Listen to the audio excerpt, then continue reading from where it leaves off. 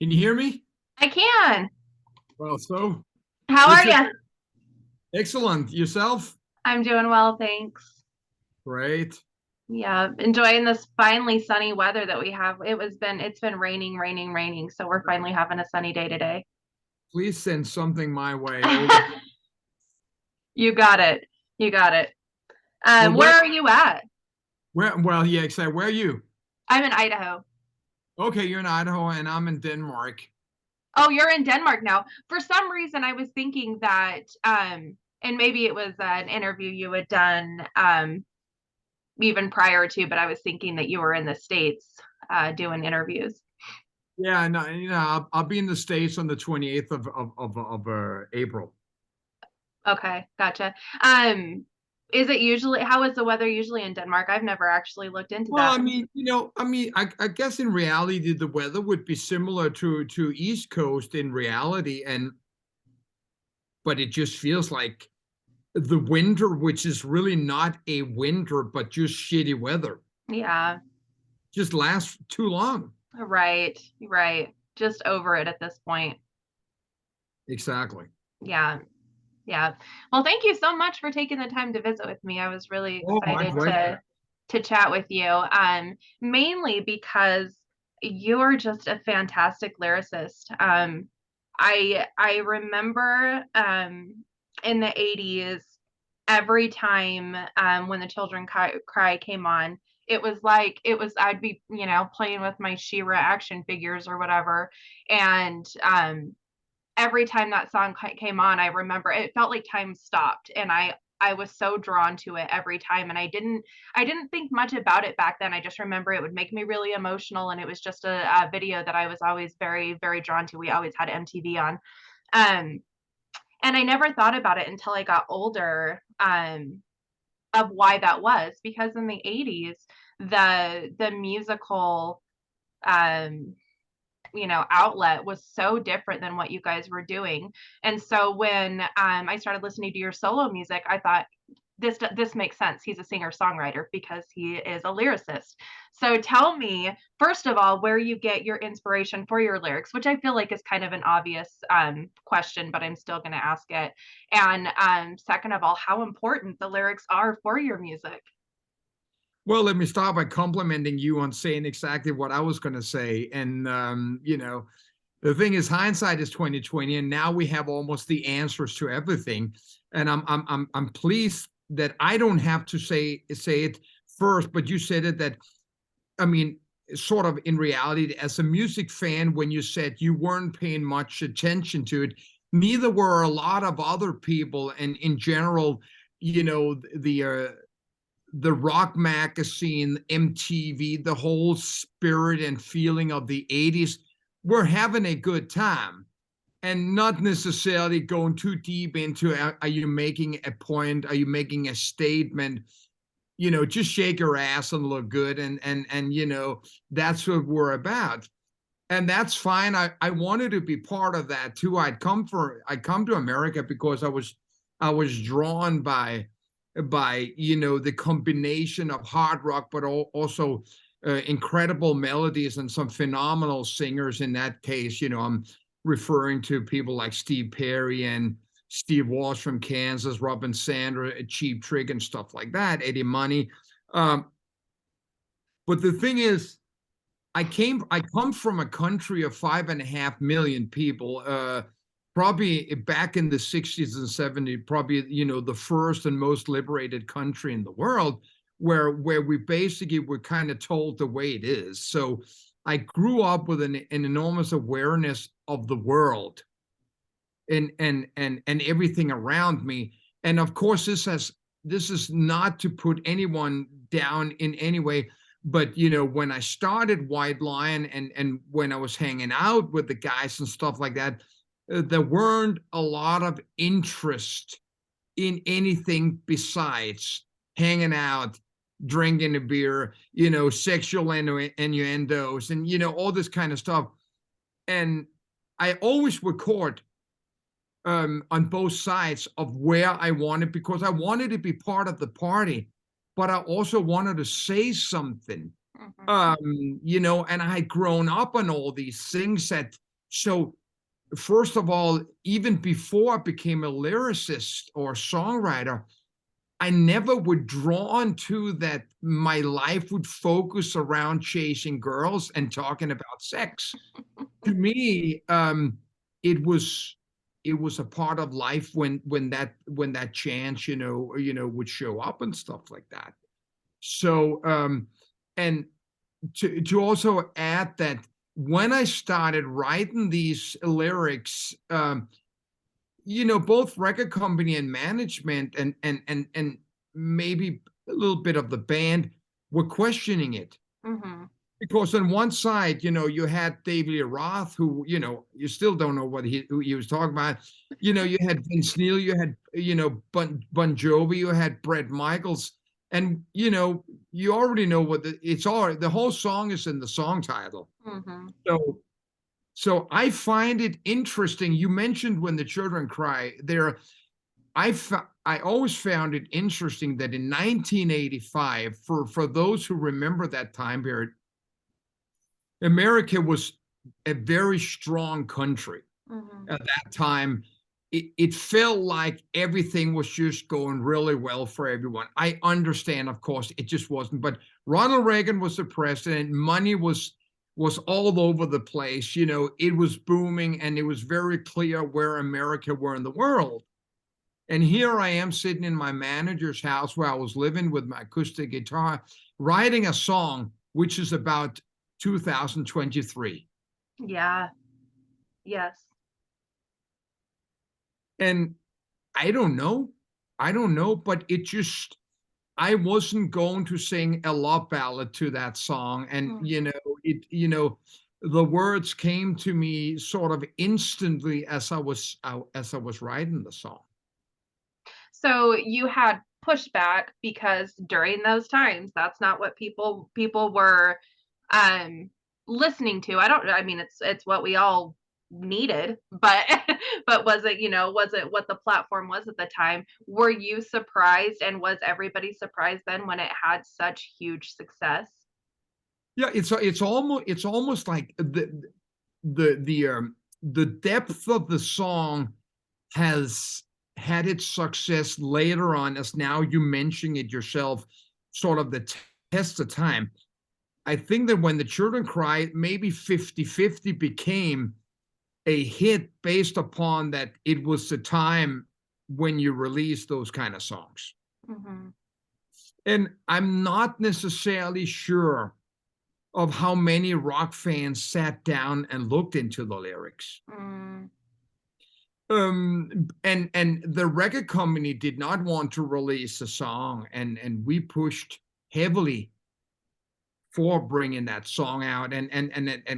Funny little story, or interesting, when we started touring with AC/DC, we're in the dressing room the first night before we go on stage, and we're sort of, debating if we should put this song into the set. And we got 25,000 people out there, sort of crying out for ACDs. Although White Line at that moment is a very successful band, so we choose to go out and play this song, because we convince ourselves that this is our song. We got to stand up for it. And when we play that song, 25,000 big lighters light up, and everything, and the rest is history. The song was strong enough to calm the Highway to Hell crowd. Well, really, I hope that it was an introduction for a lot of people to go to those deeper thoughts and those more insightful ways of thinking about life. Because while, yeah, it is fun just to be able to exist in the quote unquote party lifestyle, really, when we're alone with ourselves, we got to think about the more important things that are going to really matter. And so I hope that you were planting, I know that you were planting seeds at that point for, future generations to start talking about more important things. Yeah, but also just because it's natural to me. It's natural to me. If we sit down and had a conversation, Yeah. we would lead towards something that has, substance. Hmm. Yeah. No, I agree. Well, and music, I mean, is a form of therapy. And so for you, because you have very thought-provoking lyrics, is that something that helps your mental health to be able to get that out? Or is that something that, becomes kind of a weight on you that you need to find other ways to be able to kind of balance it and protect your mental health? That's a very refreshing question, if I may say so. Oh, good. And also challenging. And you were mentioning it before when we started this interview about inspiration, for to lyrics. And the thing is, that's something that I had to decide at an early time of who I wanted to be and who I was, because I'm not a lyricist in the way of there are some people out there that dig deep in to try to, maybe not necessarily say something, but maybe write a song about an airport or something like that, a strange issue or something like that. Especially when I went solo, but also the band I had right after White Line called Freak of Nature. I basically just had to look deep inside and just write what I felt, because I never wanted to be clever in the way that I had to sit and create something that maybe I had some time to think about what it was I want. I reached deep in and just looked for something that mattered to me in many ways. As I'm now on my 14th solo album, as I wrote my first solo album in 96 and released it in 97. That now I'm just an extension of myself. In my songs, everything is now about me. So me and I represents Mike Tramp in that way. Lady of the Valley does not represent Mike Tramp. That is me taking a couple of different elements, trying to give the music and the song some a nice wrapping to go with that. And there I, mythology, different things I just add in there, some own inspirations from both Freddie Mercury and Ronnie James Dio, just a period of a time when I also was a rock fan. And so now it's like writing almost a postcard to my mom. She's not here anymore, but and letting her know how I feel. Let her know that I walked down the street and I saw that all the small shops were closed, and I wonder what will be there. I saw a couple that was sad and they were talking on a bench. I mean, daily life in that way. Yeah, I love that. It's being very observant and very mindful about the everyday things that sometimes we take for granted. Yeah, well, I am, and it's difficult at times to answer honestly to you, because my own observation of where rock and roll has ended up, borderlines on completely comedy now. Desperation, not willing to accept, not willing to let go. I was raised with the dream of being an athlete and stuff like that, and I always have, some of my heroes, regardless of what sport they're in. I know that there comes a time when they leave the field. Yeah. And they become and they buy a car dealership or stuff like that, and they're out of the business. Rock and roll has obviously given themselves carte blanche. It's everybody kind of think they're immortal, even though they don't have a voice. They're twice the size, et cetera, et cetera. And it's not for me to tell anybody when they should go on stage and when not go on stage. But the thing is that I don't want to taint what I built. I like it to represent both where I am at the moment and where I've been and things like that. And even though you might have a question, down the line, I'm gonna beat you to it. The whole thing about recording this album, for more than one reason, was that I could be Mike Tramp 2023 and not Mike Tramp 1987, which is impossible for me to Right. be, Right. both vocally and also just visionary. I mean, I'm a matured man who's seen the world. I have 3 children. I value life. I respect people. I want that message to be even in a song like "Tell Me Baby" all through the night, that you never let me go. I want that to sound like this man has been around the world. This man has suffered. This man has carried the weight, has found his way back, and now he's just telling the story. Mm-hmm. You want it to be more sincere. And I feel like your solo albums are very sincere, you know. I assume that you feel more comfortable in your skin being able to just be who you are versus what the record industry is asking you Yeah, to no, I be. mean, I really appreciate when you bring up my solo albums. I know that's not what we're talking about, and at times, it saddens me a little that time did not allow me to get that music out.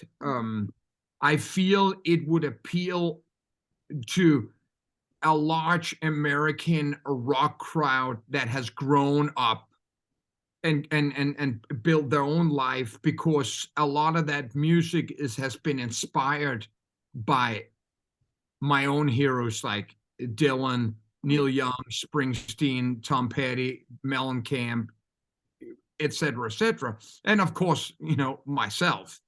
What in that way. So going back to then suddenly doing an album of songs between 87 and 1990, when I in many ways had said goodbye to it, in 1991, required some thinking and some planning for it to be sincere and legit. Yeah. And once I was done with that initiative, planning and testing it out, that I felt comfortable singing in that key where now I had to sing the songs. It actually brought a smile out on my face. I actually now enjoyed them. Um, Now I own the songs before the songs owned me. I kind Mm-hmm. of ran behind and tried to catch up to the songs. Yeah. Now I own the songs. I mean, this is probably the only time I've ever stood in front of the microphone and didn't have to look for anything, but it just sat in my spine. It's my DNA. I know these songs backwards, sideways, up and down. Yeah, I'm so glad to hear that because I'm sure throughout the years it's really frustrating being stuck in that shadow of White Lion when you're trying to do something different and do your own thing and it's just this constant like monkey on your back, right? And so to have that come full circle and be able to feel happy, satisfied, comfortable with the songs that everybody keeps hounding you about anyways, I think is a really beautiful thing. And I'm sure it took some energy and some mental exercises in order to get to that point. And it turned out beautifully. I mean, some of these songs, I mean, far supersede the originals. And I'm going to controversially and bravely say When the Children Cry is one of them. I feel so much. It was already a sincere song, but I feel so much more in this version, and I didn't even think that was possible. I was Yeah, really no, shocked. I totally understand what you say, and and there's so many comparisons you can. I mean, there is actually a beautiful thing of maturing in so many different ways in life. Mhm. There's no doubt that I would love to get 30 more years where I am right now. I mean, that's what I would do. But I didn't want to go back and be 21 years old. Right. The experience and the knowledge and how much more in control you are of the things you're doing, and also knowing yourself. I mean, not just White Lion, but I think probably about every 80s band jumped on this express train that just were like exploding through the night, and we didn't even have a chance to breathe. We just said Yeah. yes to everything. Mm-hmm. And then you look back and says, okay, maybe, if I could, if I had a choice, I wouldn't have done that, but I did that, and so did everybody else. So that's my excuse. Mm-hmm. And now it's like, and like I say to a lot of other people, the album to me in reality is a concert poster. And it has enabled me to separate, a couple of sort of my musical projects, so they don't end up in the same drawer. So when you see Mike Tramp's Songs of White Lion, even next year, you shouldn't question what I'm going to sing. Right. It's right in the title. But that's also because for the last almost over 25 years, every concert poster that said Mike Tramp said the voice of White Lion. Mm-hmm. And then people would walk in with a question mark. I wonder if he's playing White Lion. And then I'm standing in there with 10 solo albums. Says, you bet your ass I'm not, man. I got some great songs here. And then it's just, it is what it is. We are in the entertainment business, Right. and people want to hear those songs. So I had to find the place where I was comfortable going out and singing them with passion. Yes. Not just that I'm out there collecting, money to pay my rent. Right. Right. Yeah. Yeah. How do I bring the people what they want, but bring it with sincerity? And hopefully that's going to open a door for people to go through your solo discography and see what you've been doing for the past, 20 Sure. whatever years, So I think it'll open that door for people that maybe didn't realize that you were still out there doing your thing. Yeah, no, buy the White Line, buy the Songs of White Line album, get the 2 other ones for half the price. Right, right. So something I like to ask all the people that I interview, what are some things you do for self-care? I think it's important throughout life, because there's always those ups and downs that we're going to be going through, and there's always those tough times. What are some things to help yourself through those moments, or things that you just do to take care of yourself? Well, I have a farm, and I'm a very big outdoor man, and have never really enjoyed the nightlife. I've never ever enjoyed the party. I mean, I enjoyed my share of the 80s, but I always looked at myself at what I have to. My performance required a lot. My voice required a lot. So I mean, in many ways, man, I didn't really have a choice. I couldn't hang in the bar. I had to go to my hotel room and put night cream on and conditioner in my hair and stuff like that. Make sure you were taking care of your vocals. I tell you something without bragging about it. Songwriting for me comes very, very easy. At the same time, I only write when I want to write, and sort of when I need to write. I don't just sit and write every day and put the songs in a box. I write and I use that song. So I have a lot of time to step away from the world that I work in. And that is my farm, and that is a lot of reading. I'm a massive reader, and I love to discover. And I have my own radio show that allowed me to go back and discover bands I was too young to know in the 60s and stuff like that, and do 2-hour specials on those bands and telling stories and stuff like that. So to me right now, it's there's a lot of discovery before the world, goes down, so that's, my day is just full, full, full, full, full. And then rock and roll is a bonus. Yeah. So two quick follow-up questions to that. I'm sure you got a super busy day, so I don't want to take a lot of your time. But who is a band that you have gone back and discovered that you've mentioned on the radio show? Who's one of them that you've really enjoyed and is really really exciting for you? And tell me one of either your favorite books or one that's been the most inspirational to you. I'm a big reader too, so. Yeah, I mean, obviously the thing was, I grew up in Copenhagen in the 60s, and we are a very folk-oriented country, which meant that on every bench there would be a hippie sitting with an acoustic guitar playing "Blowing in the Wind." That is my DNA, my mother's milk. Mhm. So I grew up on Dylan without knowing Dylan, because Mm. I was just a kid. But so I grew up as a campfire guitar player, and I've never really evolved much over there, and always felt that that's where I belonged. Mhm. So my journey back to discover the depth of what Bob Dylan is, and how massive his world is almost a never-ending story. I'm just only half there.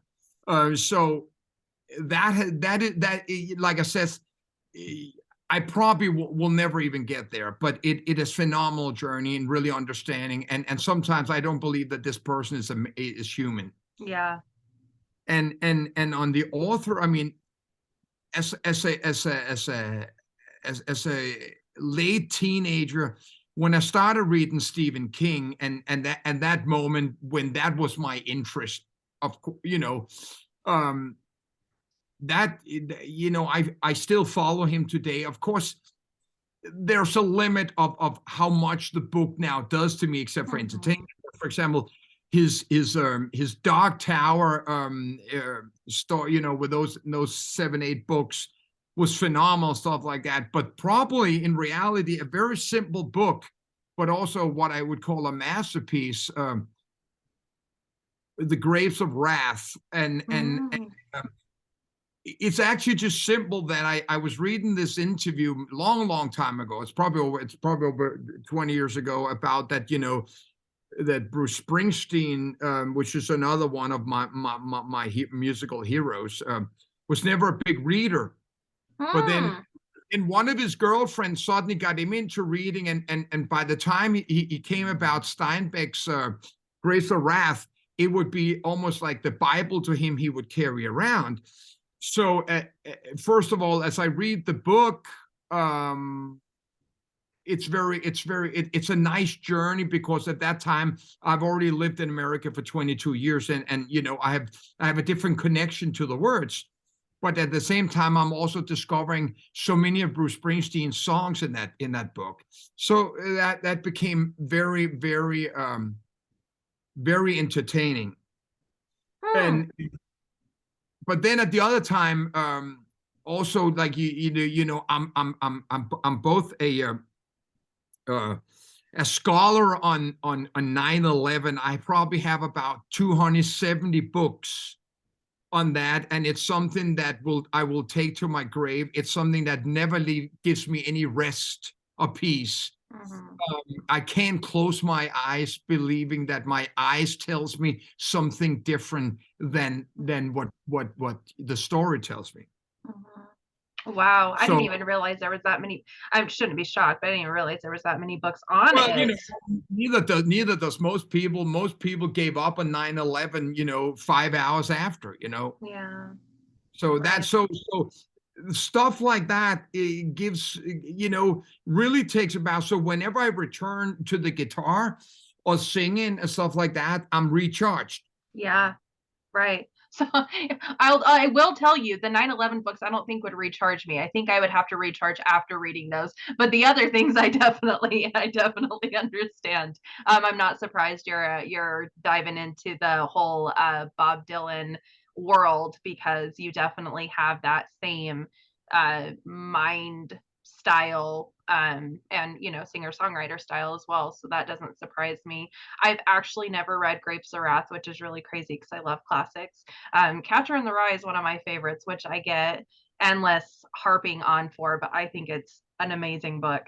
Well, an interesting. I have a lot of interesting stories that he said that um, um, was that being a non-American and growing up on different things, I always heard a lot of people talking about the Catcher in the Rye, and how people in school were reading that. So I've had to, and then by the time and somehow got to that book, I was sort of just like, okay. And I get it. I guess I'm trying to find that it maybe you just had to be a teenager and being in school at that moment, and that book being an eye opener. But because I was raised in Copenhagen, and I'm not saying this proudly, the first country that legalized pornography, and on my way to school, I had to pass through, streets with porn shops, and my mom being very open with everything. I never had any like quest of looking for alcohol or hidden things. They were served at the table in a manner of there were no issues we couldn't talk about. Right, right. Yeah. Yeah, I think that definitely was an aspect of it, but also he's so quirky and is so different, and I always felt like I was like very different than other people, and so I identified with him. He would, just start tap dancing in front of everybody when just for no reason, and I identified with wanting to just do weird stuff just because I felt like doing it and I didn't care who was around, and I really liked that part of his Yeah, personality. But I yeah, I definitely understand what you're meaning with that other part too, and there's pros and cons to that, right? yeah, yeah, yeah. I mean, but that's discovery. Inquiring minds want to know. Mhm. Right, right. Well, thank you so very much for taking this time, Mike. I really enjoy the way that you think, and I would love to just pick your brain for hours, but I know that you have stuff that you have to do, and you're promoting hard with this album. But I do appreciate you taking the I know. time. I truly appreciate that, and I also truly appreciate that I didn't have to retell the whole White Lion story. It kind of like it makes me, I'm happy that I can share that, and it's probably the greatest gift right now with all the fans out there who in many ways have become my friends, Yeah. and we share life in a different way. I mean, they can be in front of the stage, but because I played the clubs with just an acoustic guitar for the last 10 years, I do come out after the show and talk to people and stuff like that. So I'm very aware of the ones who have chosen to follow me, and they're similar to what you said. They like my solo albums, and they see and they've grown with the same thing. Yeah, yeah. And I think that's wonderful. And I do think that this is going to be that album that's going to open that door and show people what you are about and what you can do, and remind people that you're still out there doing it, and it's important stuff that they need to check out. Excellent. Thank you so much. For sure. I hope you have a really good rest of your day. You too. You too. Maybe Thanks. I'll see you out there sometime. Don't be a Yeah, stranger. definitely, definitely. I look forward to talking to you again in the future, and hopefully seeing you on the road. Take care. You too. Thanks. Bye Bye. bye.